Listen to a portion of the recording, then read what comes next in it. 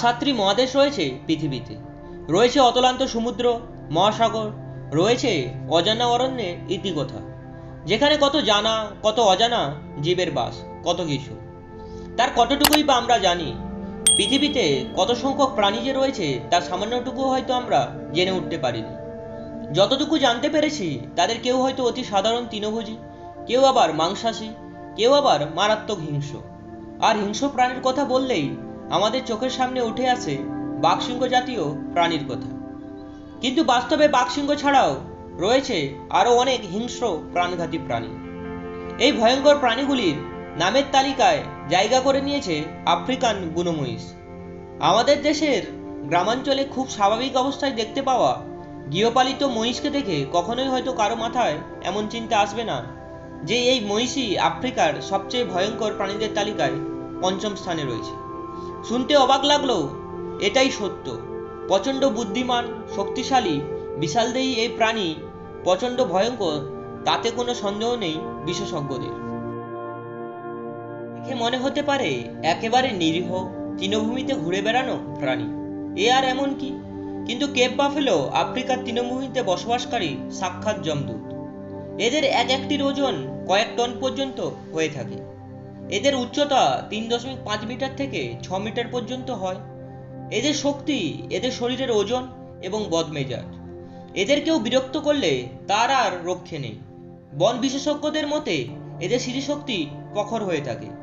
একবার একদল শিকারী একটি বন মহিষকে গুলি করলে সেই গুলি গিয়ে লাগে মহিষের পাঁজরে। সেই মহিষটি তাৎক্ষণিক পালিয়ে গেলেও পরে ওই শিকারী দলের উপর চোরাগুপ্তা হামলা করে, যে গুলি করে তাকে হত্যা করেছিল বলে রেকর্ড রয়েছে। সিংহকে আমরা বনের রাজা বললেও এই আফ্রিকান মহিষের কাছে তারা ইঁদুর হয়ে থাকে। সিংহ দল বেঁধে শিকার করে, কিন্তু আফ্রিকান মহিষদের শিকারের সময় অনেক সময় এরা নিজেরাই শিকারে পরিণত হয়ে যায়। এই সমস্ত প্রাণীগুলোকে মধ্য এবং পূর্ব আফ্রিকায় দেখতে পাওয়া যায়। সাভানা তৃণভূমিতে এদের বেশি মাত্রায় দেখা যায়। আফ্রিকাতে বন্য মহিষের মোট 5টি প্রজাতি রয়েছে, তবে এদের মধ্যে সচরাচর ফরেস্ট বাফেলো এবং কেপ বাফেলোই বেশি দেখা যায়। এদের গায়ের রং কালো বা ধূসর কালো হয়ে থাকে। এদের শিং ও কানগুলোর দৈর্ঘ্য অনেকটা বড় হয় এবং শরীরে বিক্ষিপ্ত লম্বা চুল লক্ষ্য করা যায়। একটি স্ত্রী বুনো মহিষ 5 বছরে এবং একটি পুরুষ বুনো মহিষ 4 থেকে 5 বছরে যৌন পরিপক্ক হয়ে ওঠে। বর্ষাকাল এদের প্রজননের জন্য উৎকৃষ্ট সময়। এদের গর্ভধারণের সময়কাল 5 থেকে 6 মাস। এরপর এরা একটি নবজাতক শিশুর জন্ম দেয় এবং নবজাতক শিশুগুলি প্রথম কয়েক সপ্তাহ গাছপালাগুলোতে লুকিয়ে থাকে এবং পরে দলের সাথে যোগ দেয়। এদের গড় আয়ু 16 বছর, তবে 22 বছর পর্যন্ত বেঁচে থাকার রেকর্ড রয়েছে। পরিসংখ্যান এবং কিছু অনুমান অনুযায়ী এই আফ্রিকান বন্য মহিষের দ্বারা গড়ে প্রতি বছর 200 জনেরও বেশি মানুষের মৃত্যু হয়ে থাকে।